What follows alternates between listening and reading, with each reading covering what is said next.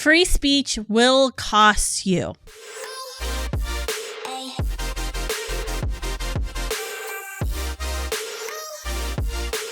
Hey, Pro-Life Gen, I'm Kristan Hawkins. Thanks for tuning in to this Win This Week episode with the Explicitly Pro-Life podcast.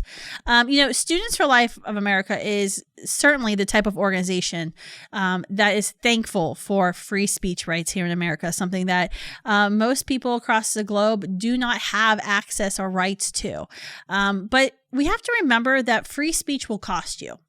It's not free, and you constantly have to, when you have a freedom, you have to constantly be exercising that freedom and ensuring that others will allow you to exercise it. And you have to stand up for your freedoms. If you don't stand up for your freedoms, they can be easily taken away. And I don't think anyone has to look much further than the COVID vaccination mandate and everything that's gone on in the past year and a half to really understand that freedom's not free, and you have to fight for things or they get taken away from you very easily. Think about the churches in California that were told they were no longer allowed to assemble because of the COVID pandemic, and who had to fight for, free exercise of a religion and free assembly, and ultimately won because, California is not a dictatorship as the governor likes to believe he is. But let's talk about abortion.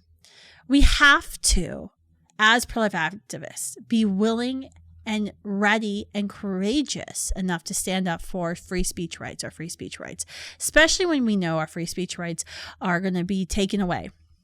That means when you know you're going to face opposition, do it anyway. Don't cancel the event just because you know you're going to have opposition.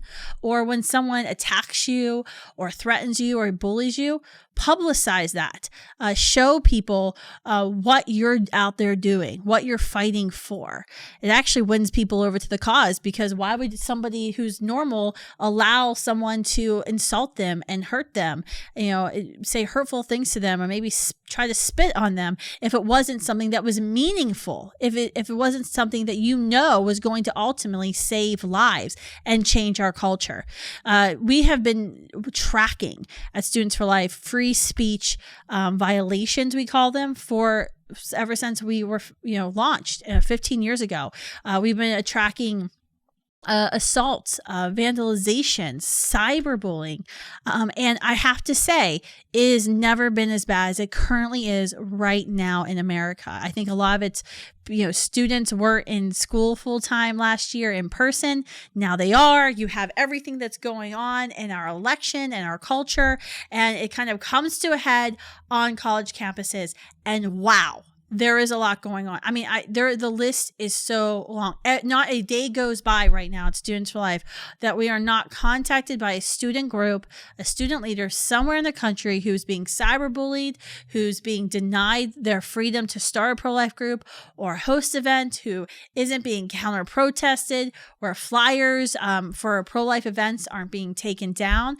Take, for example, St. Louis University, a Catholic school, the vandalization that the Students for Life group saw for their annual Cemetery of Innocents. I mean, they've been doing this forever. It wasn't new. The insults when our team member Lucy, our regional coordinator, actually went to support our Students for Life group, someone threatened to kill her for simply having a memorial to infants who were killed via abortion. That's it. At a Catholic school. Students at a Catholic high school in San Francisco recently all boycotted and walked out of school when a speaker, Megan Allman from Life Training Institute, was set to speak at a Catholic school. I'm sorry, if you're a pro-choice parent, you've chosen to pay the Catholic school to educate your children. So sometimes a little bit of Catholicism and Catholic beliefs might slip in there. If you don't want that, send them to public school.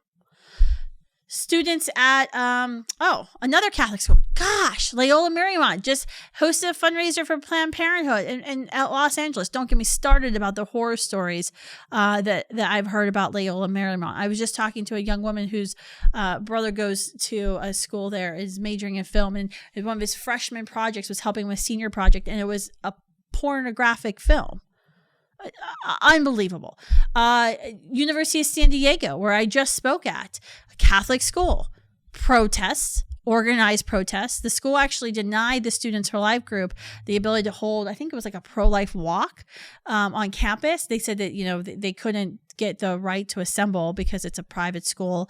Private schools, there's not the same constitutional rights as a public school, public campus, but yet the non-sanctioned, non-official pro-abortion group got a right to protest my speech.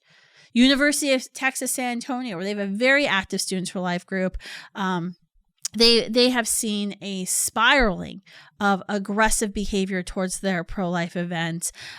There was a confrontation there that resulted in threats of violence.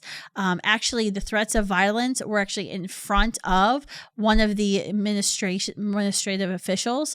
A woman was actually harmed, was hit by one of these pro-abortion protesters. I mean, it is unbelievable. Gonzaga University. Like I said, I don't even have a full list here. I'm just off the top of my head. Gonzaga University, the president of the Students for Life group, after the pro-choice group came out to protest the event that Students for Life helped them hold, the Gonzaga pro-life president's house was toilet paper. I mean, these stories go on and on and on. And my point of relaying them to you isn't to make you call into question, should I really hold this pro-life event? Maybe I should back off. My point is, you persevere anyway, because that is what we are called to do. And we know freedom is not free. We have to constantly fight for it. And if you don't fight for your right to exist on your campus, for your right to speak out, to host an event, to do something peacefully, to have a conversation about something that ends the life of 2,300 children every single day, then you're going to lose that right very soon. And so we have to speak out, and we're called to speak out. And it's easy for us to speak out because we know what we're doing saves lives. It's worth it for us, even when it's hard. So how do we win this week? By continuing to speak out. Speak out for truth. That abortion always ends the life of a unique, whole, living human being that's never existed before and will never exist again, and harms women, ends families. Speak out for that truth and be relentless. Be unapologetic and be courageous. Hey.